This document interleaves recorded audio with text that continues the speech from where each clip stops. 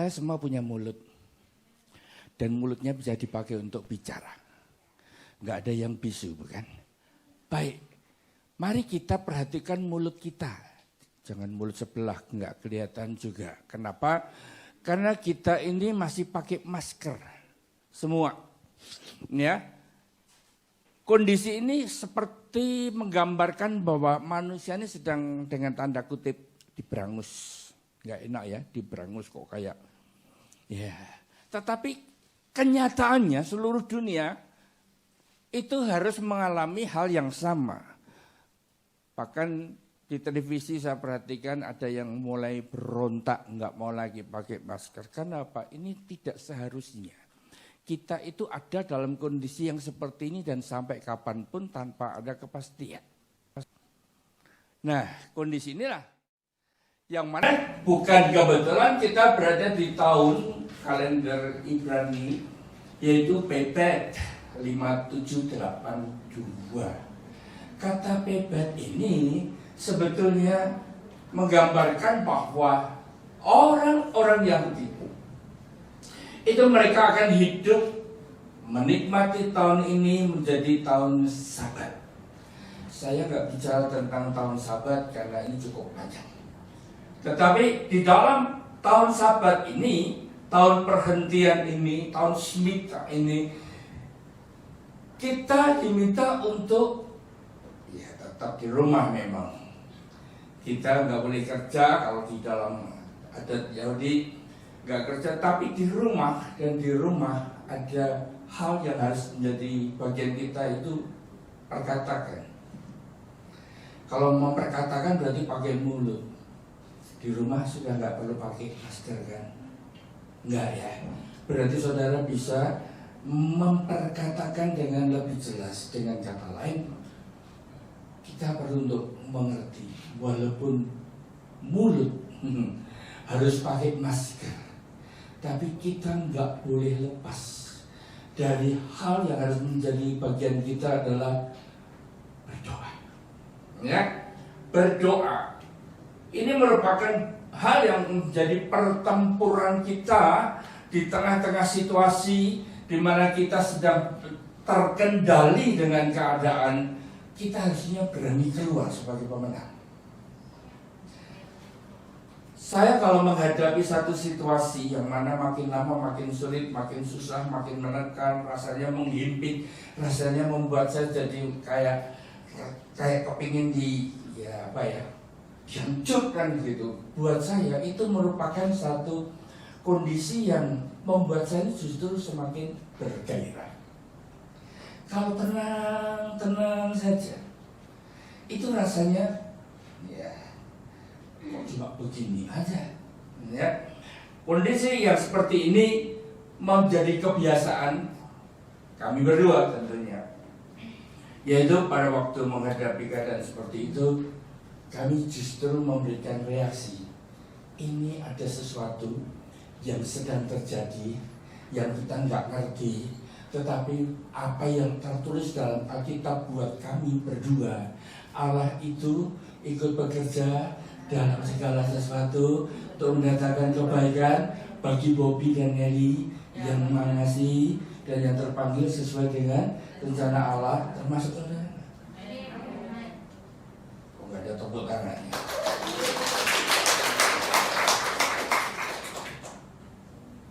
Di sini saudara mulai belajar sesuatu. Di tengah tekanan, siapa yang hari-hari ini sedang menghadapi banyak masalah persoalan? Yang punya masalah persoalan saja, ya enggak apa-apa, enggak usah. Yang punya masalah rasanya menghimpit dan menekan, coba angkat tangan. Oh iya, ono ya. Berarti saya punya teman banyak. Iya, oke. Amsal 18 ayat 21 katakan, hidup dan mati dikuasai lidah. Siapa suka menggembangkannya akan memakan buahnya.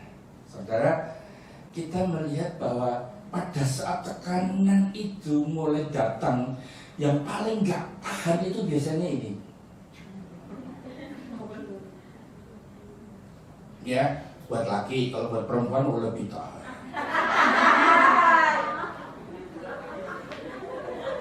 Buat kita kan mestinya lebih nggak tahan kan ya. Tapi mereka ketawa. Ya, masing-masing tahu kekuatannya ya. Karena pada waktu hidup dan mati dikuasai oleh lidah, saya tuh mikir, berarti lidah saya ini bisa dipakai untuk membunuh. Membunuh siapa? Kepada siapa saya berkata? Membunuh siapa? Membunuh diri saya. Kalau itu tertuju kepada saya sendiri. Siapa yang suka menggemakannya akan memakan buahnya. Pada 1, 2, 3, 4, 5. Kita sepakat. Tuh, ternyata kalau nggak nyambung itu rasanya juga masih bingung cari-cari cantolannya di mana gitu ya. Iya, oke. Nah, apa saudara? Kita menggemakan itu terus. Sehingga pada waktu kita menggemakannya, maka kita akan memakan buahnya, taat, tuntaskan amanat agung terakhir, ya. Nah, Yakobus 3:2 katakan, sebab kita semua bersalah dalam banyak hal. Barang siapa tidak bersalah dalam perkataannya, ia adalah orang yang sempurna, yang dapat juga mengendalikan seluruh tubuhnya. Siapa yang tidak bersalah dalam perkataannya? Saya yakin bahwa kalau kita coba melihat kembali mulut kita dalam perjalanan hidup kita ini, kita suatu saat mungkin pernah salah ngomong.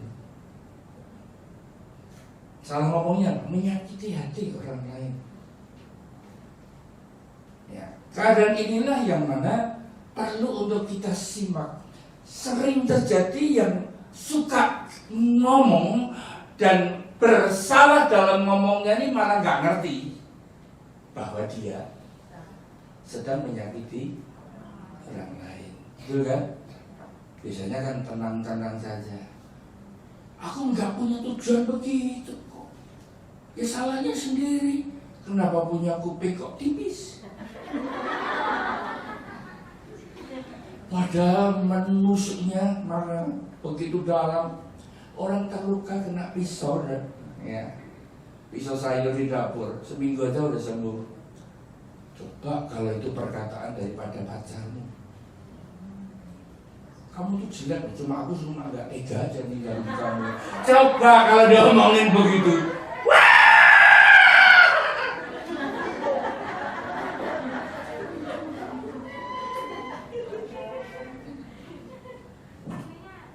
ya kan? Ini merupakan hal yang mana perlu untuk kita simak, bahwa perkataan itu kalau sudah menusuk, kadang-kadang bisa dibawa mati oleh seseorang. Siapa yang salah? Yang menusuk, saudara. Saya ngomong, kita menggemakannya, kita akan memakan buahnya. Akibatnya orang itu turun-temurun pasti akan terjadi, bisa nggak suka sama kita, ya. Demikian juga lidah, walaupun satu anggota kecil dari tubuh, namun dapat memegahkan perkara-perkara yang besar. Lihatlah betapapun kecilnya api, ia dapat membakar hutan yang besar. Saya coba lihat di televisi, ada hutan yang terbakar di Kanada, di California, di Yunani, ya. Kita di daerah beberapa di Eropa. Saya memperhatikan api yang begitu besar. Tadi sudah bilang karena sih panas ya. Kalah panas kalau ada hutan terbakar. Saya bisa bayangkan, wah, bagaimana bisa membunuh api yang sudah begitu besar? Apakah mendadak ada api yang sebesar itu terjun ke Eropa bersih? Pasti dimulai dari yang kecil. Tapi ternyata yang kecil bisa bikin besar, ya. Dengan lidah kita bisa memuji Tuhan Bapa kita, dan dengan lidah kita mengutuk manusia yang diciptakan menurut rupa Allah. Dari mulut yang satu keluar berkat dan kutuk. Hal ini saudara-saudaraku tidak boleh demikian terjadi. Sekarang ini enggak cuma mulut pakai jempol atau jari. Coba ketik status Facebook Anda, heboh nanti. Pernah mengalami dihebohkan dengan ketikan temanmu? Oh, ternyata di sini nggak pakai sosmed ya.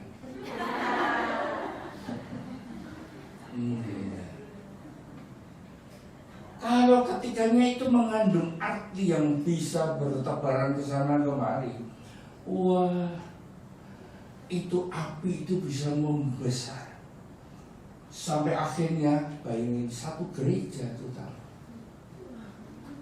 Mungkin nggak cuma satu gereja, seluruh ibadah 1 sampai 5 tahun.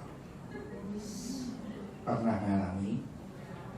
Kalau ngalami panasnya kayak apa? Kalau bisa ketemu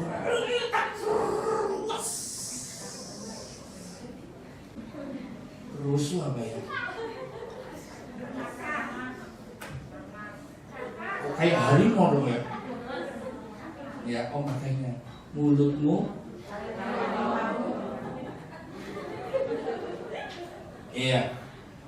Gak heran kalau gara-gara perkataan, gara-gara ketikan di sosmed, ada yang sampai gak bisa tidur berhari-hari, menantikan minggu ketemu mau terus. Iya. Nah, ini contoh saudara, gara-gara apa yang terucapkan. Ya, karena itu hari ini saya ingin bagikan kepada saudara, nggak apa-apa saudara ngalami. Diomongin macam-macam itu yang penting waktu mendengar perkataan orang itu yang perlu dilihat adalah introspeksi diri kita. Kalau kita menemukan dalam diri kita ini salah, sederhana kok, salah ya berubah. It's very easy. Cuma kalau mau nggak berubah. Biasanya kalau nggak mau itu karena geng. Harus juga ada gengnya di situ. Karena gengsi maka nggak mau. Merasa diri benar. Tetapi kalau kita mau berubah, selesai. Ya. Tapi kalau kondisi demikian dipertahankan, ya, maka yang terjadi ya ributlah. Kondisi satu kelompok itu akan menghadapi keadaan yang seperti itu. Maka pada keadaan seperti ini, sebagai hamba Tuhan, sebagai gembala, saya ingin untuk membawa saudara-saudara kepada satu pengertian bagaimana mulut ini bisa jadi berkat. Bagaimana mulut ini bisa berdampak bagi banyak orang. Bagaimana mulut ini bisa menyatakan kemuliaan Tuhan melalui kehidupan kita masing-masing. Langkah-langkah yang perlu diambil adalah Yakobus 5 ayat 16. Karena itu hendaklah kamu saling mengaku dosamu dan saling mendoakan supaya kamu sembuh. Saling mengaku dosa dan saling mendoakan. Ya.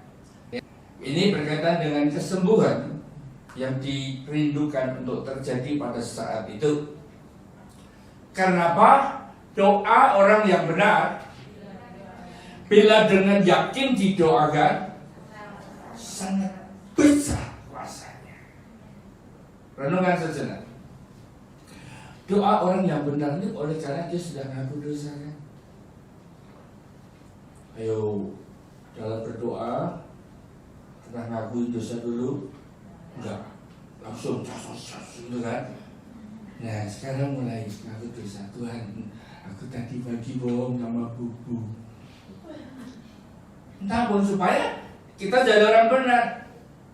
Yang kedua adalah dengan yakin. Yakin itu berarti ada iman, ada satu kepercayaan yang kuat di situ.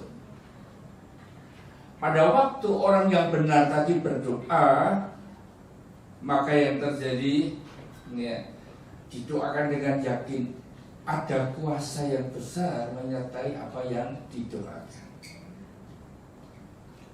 Tangkap dulu ya.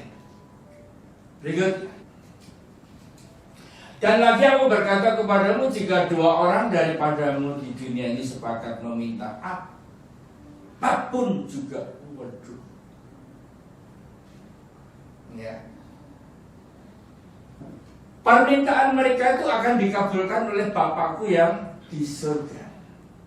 Sebab di mana 2 atau 3 orang berkumpul dalam namaku, di situ aku ada di tengah-tengah mereka.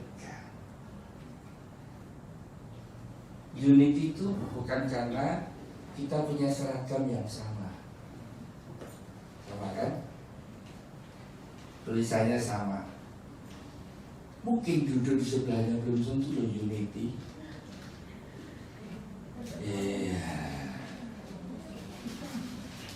Iya, unity, diversity. Emang beda-beda. Itu ada yang rambutnya coklat, marun, yang sebelah sana hitam meles, yang belakang putih, perak. Ada yang pendek, ada yang panjang. Tetapi kita lihat kalau 2-3 orang itu sepakat itu menggambarkan memang benar-benar unity. Perlu kita mengerti 2 orang daripadamu di dunia yang sepakat meminta dan permintaan itu dikabulkan oleh Bapa yang di surga, itu pasti mintanya sebagai orang benar. Tidak ada amin? Amin. Kalau nggak benar itu mintanya nggak keruan, saudara. Loh betul. Tuhan, itu suaminya kok ganteng banget, berikan aku. Nggak mungkin orang benar akan doa seperti itu. Itu bukan doa itu. Ya.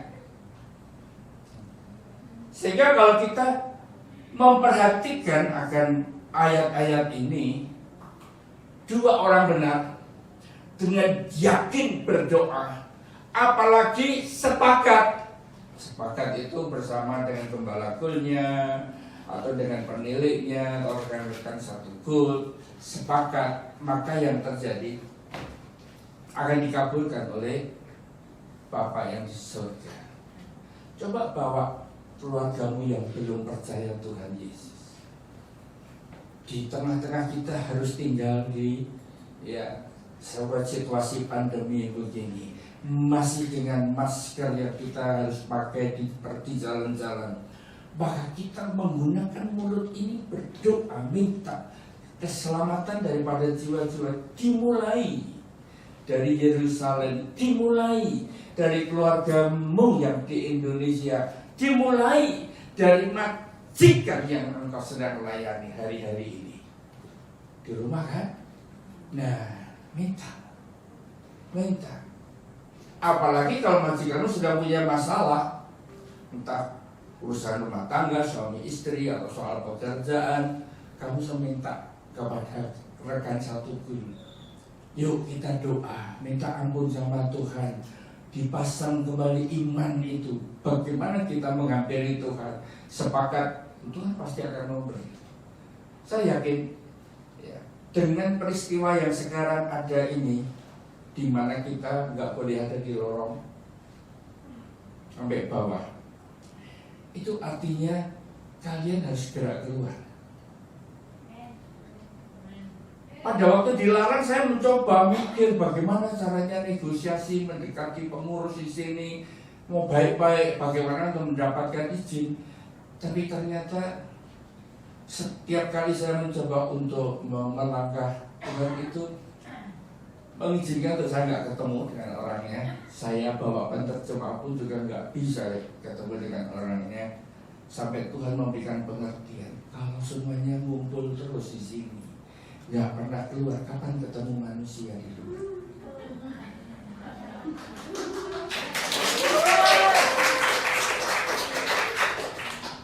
Kan ada waktunya segala sesuatu itu. Ini waktunya penuaian besar. Penuaian besar kok di lorong-lorong gitu. Siapa yang dituai?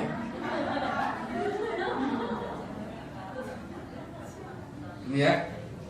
Kalau saya perhatikan secara fisik, orang Surabaya bilang apa? Sakno. Sakno itu artinya kasihan. Waktu di luar pulang buah sampai hitam katanya. Bagi yang merasa kepanasan karena sinar matahari dan kemudian hitam, baca Kidung Agung pasal 1. Saya yakin saudara pasti sembuh total dan kembali bergairah. Ya, saya nggak pas Kidung Agungnya. Masalahnya sekarang manusia ini ya nggak beda dengan kayak kaset gitu saudara. Pada waktu disetel gitu, tergantung isinya apa. Ya. Orang yang baik menawarkan barang yang baik dari perbendaharaan hatinya yang baik. Dan orang yang jahat mengeluarkan barang yang jahat dari perbendaharaannya yang jahat. Karena yang diucapkan mulutnya itu keluar dari hati.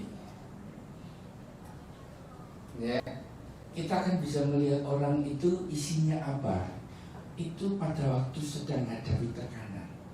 Kalau habis gajian itu rohani banget.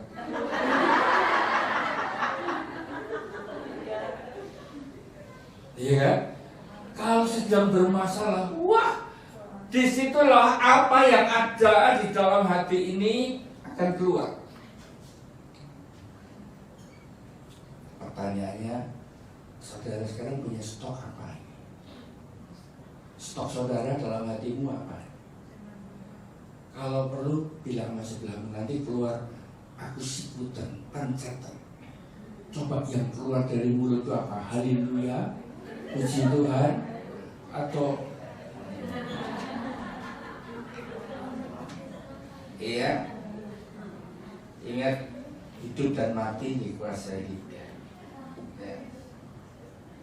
Perhatikan di sini, Bilangan 14 ayat 28. Ini peristiwa yang kita perlu belajar.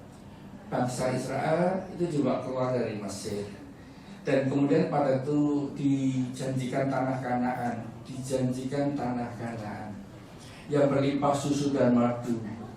Kondisi hidup mereka apakah seperti yang dibayangkan? Nah,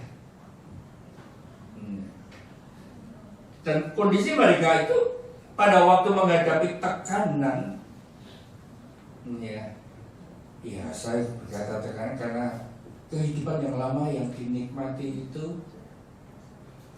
tidak ditemukan lagi pada waktu dalam perjalanan masuk tanah perjanjian. Sehingga sempat mereka itu ngomel. Ngomelnya kepada siapa? Musa.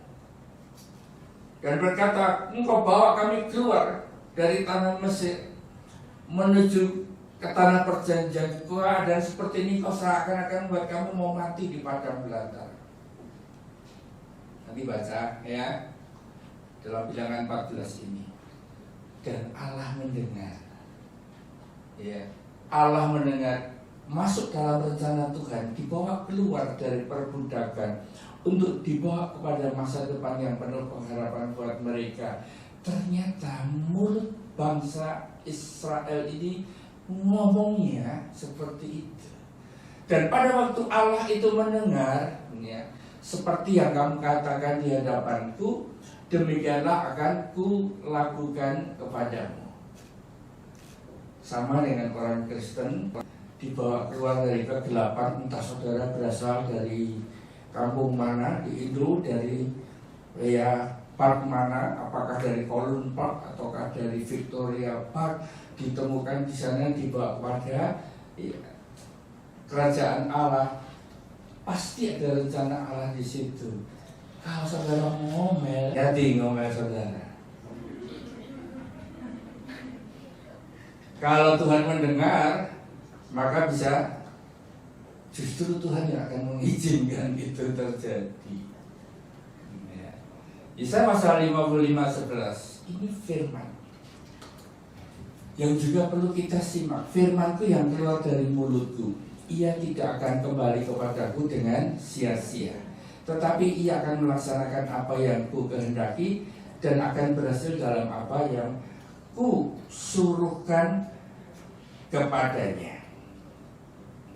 Berarti kan ini ayat ini memiliki nilai yang penting. pemahaman untuk memahami bahwa seperti inilah janji Tuhan. Saya ulang pelan-pelan. Demikianlah firman-Ku yang keluar dari mulutku. Berarti itu firman Allah. Setuju ya?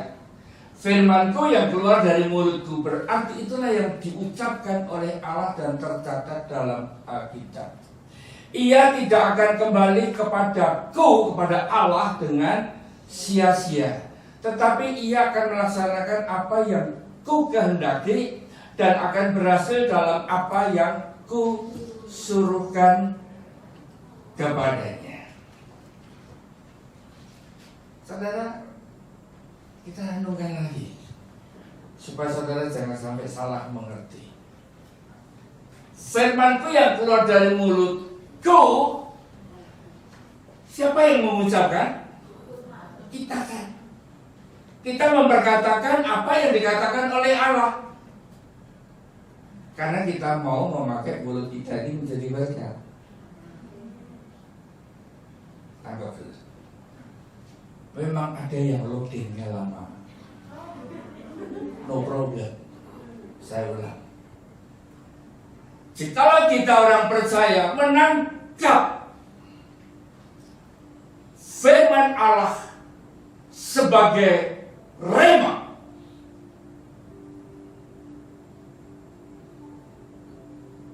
rema itu berarti Allah berbicara. Dan kita mengucapkannya.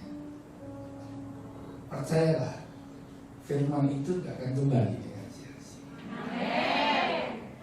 Jadi bukan sembarangan, cuma ceplos-ceplos ngomong, apalagi yang nggak pernah baca firman. Apa yang mau dikatakan? Sayangnya,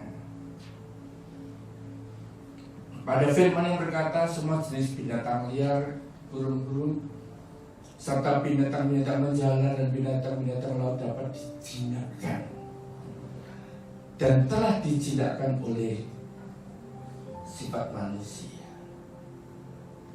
Burung bio aja bisa nyanyi Garuda Pancasila.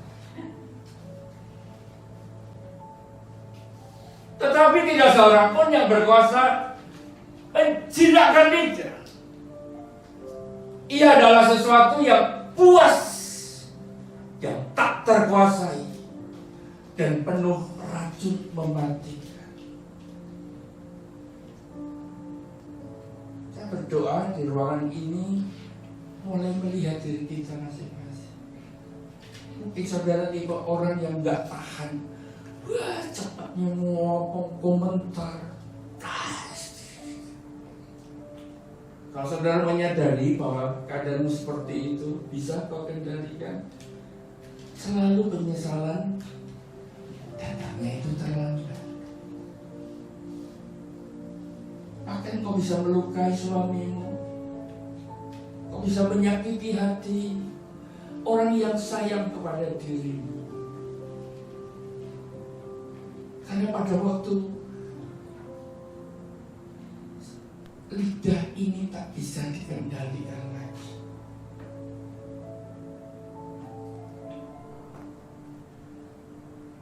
Kita memberikan izin lidah ini tidak hanya untuk menyakiti, bisa membunuh orang-orang yang kita kasih. Terus bagaimana? Kalau memang lidah nggak bisa dikendalikan, kita bersyukur kita di sebuah gereja. Bagi yang sudah berbahasa roh, pakai bahasa roh. Dengan berbahasa roh kita menguatkan iman kita. Yang belum, ambil waktu berdoa dan puasa, minta supaya dibaptis Roh Kudus, atau saat ini juga kau minta supaya saudara mendapatkan baptisan Roh Kudus itu. Kalau belum dapat, minta kendali melalui roh yang ada di dalam kita, yang lebih besar pada segala roh yang ada di muka bumi. Bukan untuk kendalikan orang lain, kendalikan lidah kita. Saya bagikan beberapa ayat. Jika saudara anggap ayat ini adalah rema bagi hidupmu, bagi masalahmu, bagi persoalanmu hari ini, kau boleh pakai. Tapi kalau enggak, saya ingin sampaikan, saudara ucapkan pun kalau saudara enggak menerima itu sebagai rema, saudara enggak punya iman. Cuma tahu ada janji tapi enggak beriman ke situ. Mazmur 118 ayat 17. Aku tidak akan mati, tetapi hidup, dan aku akan menceritakan perbuatan-perbuatan Tuhan. Saudara tahu saya dapat ini kapan? Saya dapat ini di Rutonji.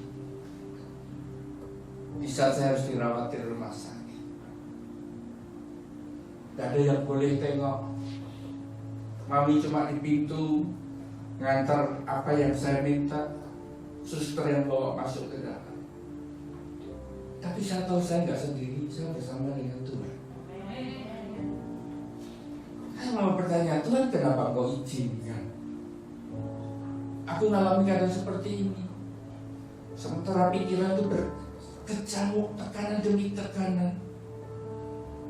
Bagaimana hidup teman saya di Indonesia hancur, berantakan, usaha, pekerjaan, rumah tangga, dan keluarganya gara-gara sakit yang sama. Saya dapatkan ini dan saya berkatakan, Bobi gak akan mati, Bobi akan hidup.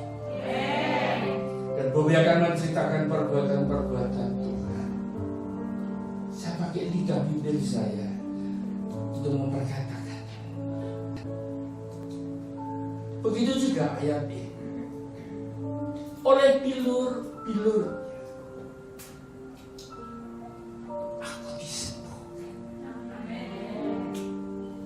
Karena ayat itu merupakan ayat yang sering kita baca, sering kita ucapkan, sering kita pakai. Maka itu bisa menjadi sarana buat kita di dalam menguatkan akan orang lain.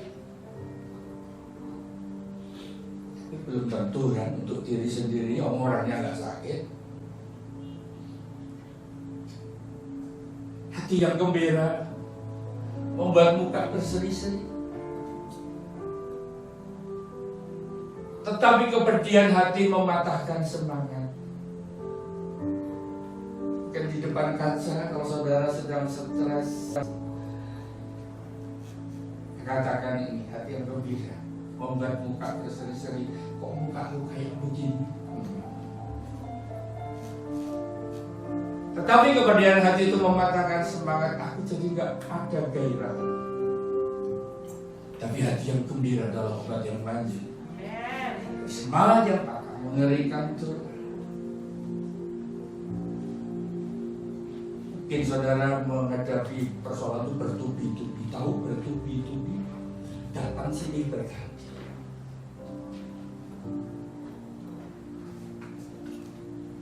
Mungkin ini bisa menjadi ayat yang memberi dampak dalam hidup saudara. Saya bagikan beberapa ayat ini, kalau saudara perlu, saudara bercatat, saudara boleh ingat, saudara boleh buka, dan itu program nanti kita praktek. Tuhan, pencobaan yang aku alami saat ini, walaupun beratnya minta ampun,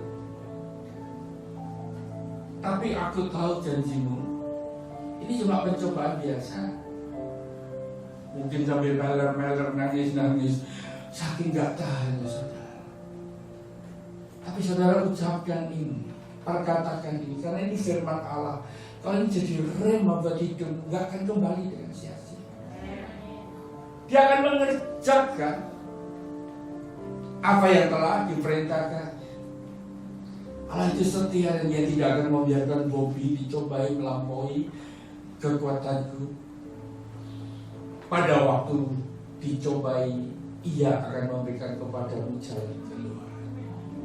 Tinggal menantikan kan?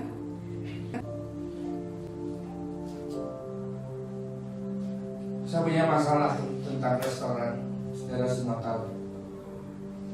restoran harus tutup. Sampai dengan Maret akhir, saya nggak boleh memutus kontrak. Anak saya ada di Indonesia, cepet saya.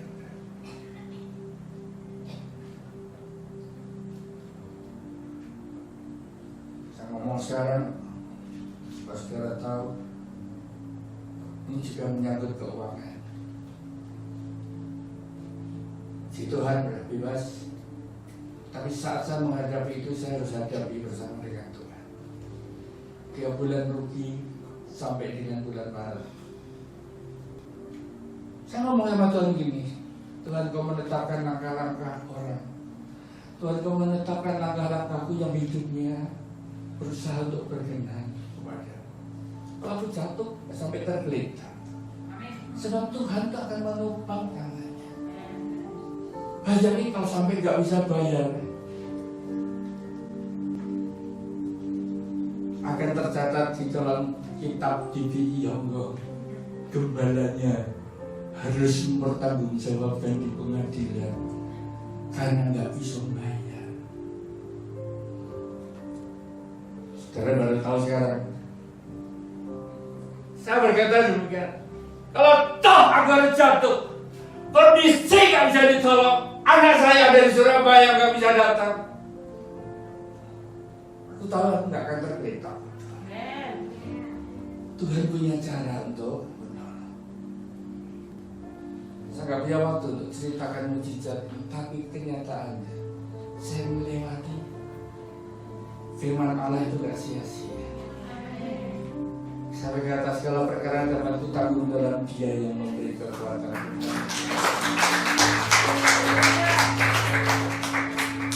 Mami aja cuma melihat bagaimana tertekannya papi. Saya nggak ngomong sama istri yang detail maksud saya, tapi dia tahu persis suaminya sedang bergumul.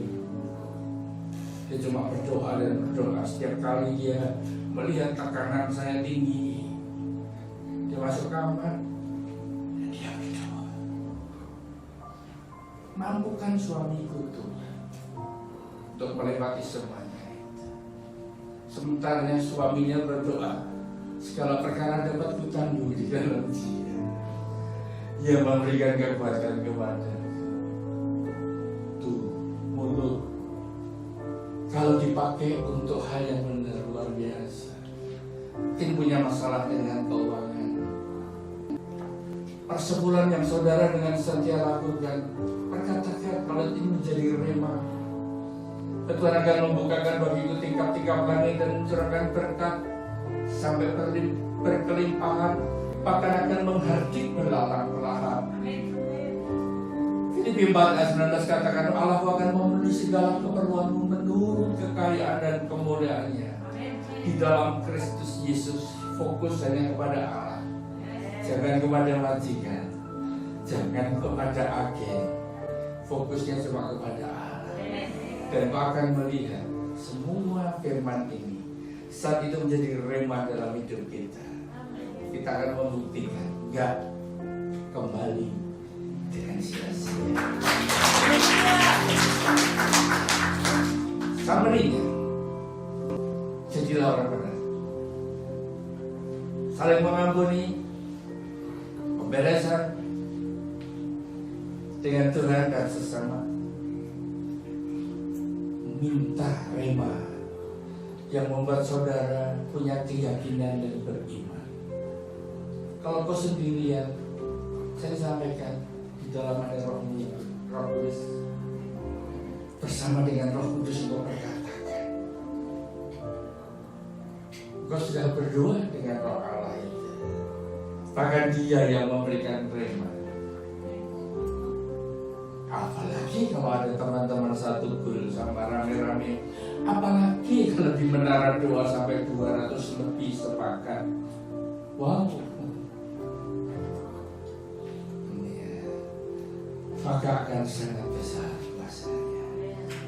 Karena yang diucapkan yaitu firman Allah yang telah menjadi rema itu tidak akan kembali dengan sia-sia. Tundukkan kepala.